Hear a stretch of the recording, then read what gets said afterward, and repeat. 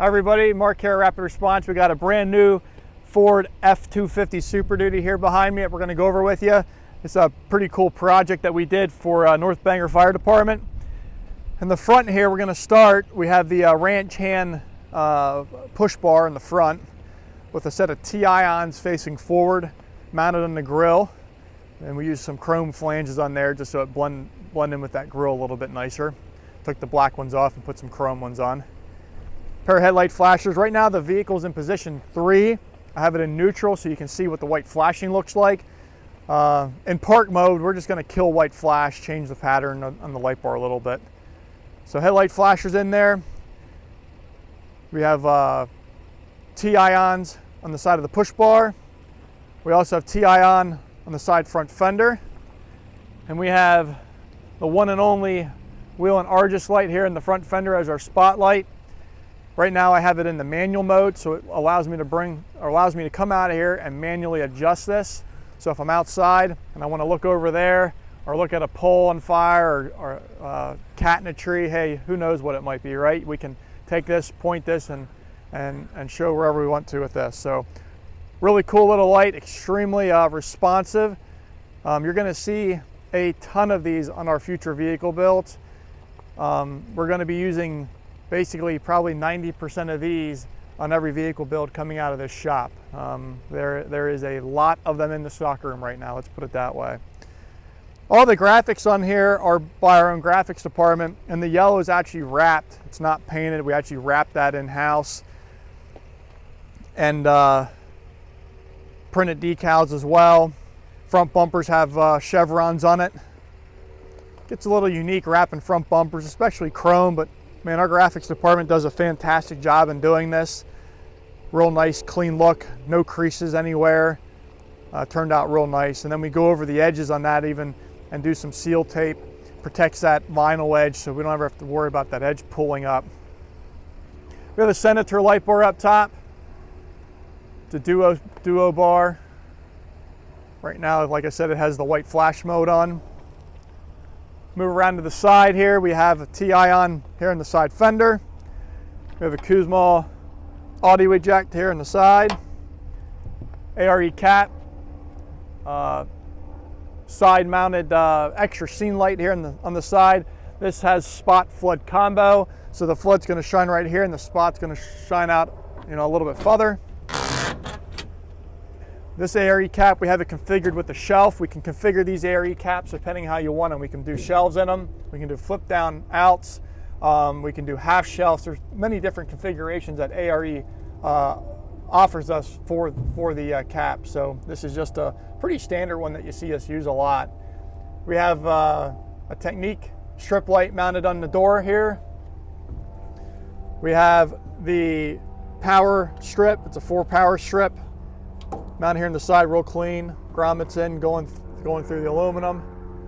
And then we have some flashlights, which this stuff is even supplied in our store out front. So it's really nice because we can build you a vehicle, but then we supply all this stuff. We just go out in the store and get it for the customer and install it.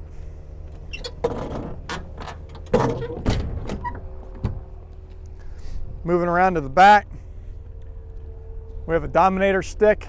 On the back, it's red amber because the cap's gonna the cap at a closer up distance is gonna cover that light bar, and we have another work light out the back here. Now at a distance, you can still see that light bar, believe it or not. So if you get a mile out, you're in an interstate or something like that, that light bar is still usable. People ask, well, why do we put light bars, or why do we use a full populated bar? Well, the reason is because we have special packages with wheeling on pricing, and it would cost us a whole lot more money to get that light bar depopulated than what it is getting it fully populated. So it just makes sense to keep all the LEDs in it. Pair of taillight flashers here in the back. We're going to go right into the rear bed. This is a flip up. So this is nice because if it is raining out or you have any inclement weather, drizzle, anything like that, again, if you're in a typhoon, it's not going to do nothing for you, but it's more so, inclement weather, things like that. It does give you a place to stand under. It's not the barn door style, so you don't have the door swinging out into any type of traffic at all. That door's not going to be out here. So this is a nice configuration on the cap as well that we did for the customer. We have a pair of T-ions mounted up top here. They're duo red amber. That amber really catches your eye to the rear. We have an extendo bed here in the back. Our #1 bed slide that we use for probably 95%, 99% of our bed slides. One of the main reasons why we use this as bed slide is because of how it's made and how rugged it is. Extremely heavy duty materials, and more importantly, the locking mechanism and how it stays closed. A lot of companies use pins. Those pins shear off, cause problems. This is a real cantilever action that goes down across.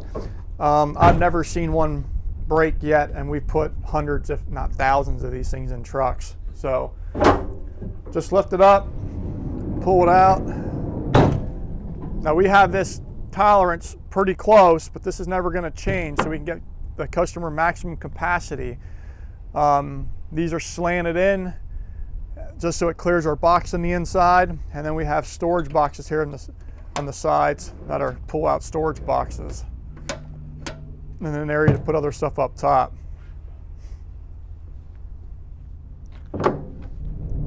Slide this back in. And it slides super easy. I'm on level here, and it's not hard at all for me to slide that bed slide in and out. We have another Technique strip light mounted right here. That way when you're standing underneath here, you have light, and this is bright enough it'll shine in, and it'll shine on the back of the bed slide. We got 3 of them across the back here. We have the high prismatic chevrons on the back. These are pre-printed. We lay these on. Graphics is a whole different world. I give these guys a lot of credit that's in our graphics department, guys and girls, I should say. They do a fantastic job. Laying prismatic decals on is a little interesting. You know, when other vinyl sticks, we have special vinyl that we can remove it on and off. Prismatics is a real high-tech vinyl, and when that goes down, if you pull it back off, if you already applied any pressure to it at all, it actually pulls the little crystals of prismatic almost off the back of the vinyl. And what you see sometimes happen is you see folks that do that, and then short time after, that graphic starts lifting again, and it causes issues because you can actually see like the stress marks in the vinyl itself. So getting these down the first time right, square it off right where all the corners are going to meet, you know, like they're supposed to, the correct angling, it's an art, especially when you transfer from like the rear flip up to the side here, you know, to keep these in line. This is laid on separately. This isn't all laid on together at one shot because this is underneath. So it is a little bit of an art to do it. Come around to this other side, we have another flip up compartment. This side here has a different configuration in. Like I said, the other side had the compartment, the shelving in. This shows you this is an open compartment. So this will, hey, they might have a leaf blower, they might have other tools that they don't need the shelving in here, big med bags or something like that that could possibly go in this compartment that allows you to put larger stuff in. And then we go back to the flashlights again mounted in. Now I'm going to take you to the inside of the vehicle. We're going to show you a little bit of electronics on the inside, and we're going to show you some of the console and wrap this video up. Okay, we're inside the vehicle. We're going to go over some electronics and things like that we have mounted. We use a lot of these Xantrax inverters. What's nice with these inverters are we get pass-through power, and let me explain what that means in 2 ways. We get vehicle charging capabilities. It's a smart charger, and then we also get the capability that when you plug the vehicle into the shoreline, back into that Kuzma plug that I showed you a little bit ago, it's going to supply 110 to our outlets. When we unplug the vehicle, or it pops a plug out, and we drive down the road, we're also going to get 110 to our outlets as well. This is also an inverter as well, so it gives us both those capabilities. We do a lot of our electronic mounting on these Super Duties here behind the back seats like this. We mount an aluminum plate, mount that to the back wall. We'll put rib nuts in. We don't use self-tappers here. That's a bad word in our shop. that along with electrical tape. So we use a lot of rim nuts, things like that, to that nature, and put rim nuts in. Go to the extent, I'm going to show you a couple extra things here. The green trace wire that we use, the loom, anything that you see green is going to be 110 voltage. So we tell the customer that so they know that right up front. Hey, that's some hot stuff. Down to the black wiring that has a green tracer on, that's all our DC stuff controlled, is what that is. And we size this accordingly. I can't tell you how many times we see these inverters installed and we see a 12 gauge wire going to them. It's unbelievable that the thing didn't catch fire, and how it even works. So you got to have proper sizing in your cables, and that is determined by a lot of factors. So length of run of cable, draw of the unit itself, and etc. We have the wheel and control box there. Moving over to a fuse panel, you can see all the wire ties. We require wire ties every 8 to 10 inches. So you're going to see every 8 to 10 inches, you're basically going to see a wire tie on our installs. We're just real picky when it comes to our wiring and things like that. So I'm going to take you here to the front of the truck and show you the console. Okay, front of the console here, we got a Havas standard console mounted on a floor plate made for the Ford Super Duty. We have a customer supplied Motorola radio there at the front with magnetic mic clips on both the PA mic and the radio itself. We have the Siren Controller. The Siren Controller, we're going to have our siren tones, alley lights, and then different code levels of lighting here, along with dome light and the backlight on the display unit itself. We push a button here with different levels of backlight. We do have arrow stick controls, so it'll give us our display on our arrow stick. And this is our wheel and Argus light. So right now I had it in manual mode. As I showed you earlier, I can go out and move it. I can take it off of manual mode, and then I can physically turn it, move it, and point it in whatever direction. When I'm done with that, I can hit the home button. It'll locate it to where we have a home stay, turn the button off, and then also turn the unit off at the same time. The Freedom controller that's in the back, that Xantrex controller. Right here is the control panel. We got 14.8 volts. Our power is on, and we're supplying 110 to those outlets. We have 2 adjustable armrests instead of one that goes over the top. We have 2 separate ones so each person can adjust their own, and that armrest then does not interfere with any cup holders or pen pockets or any accessory pockets, as you see this one is here. So definitely a little bit more of a install on this one than just a light bar and a set of grow lights. This customer is a great customer.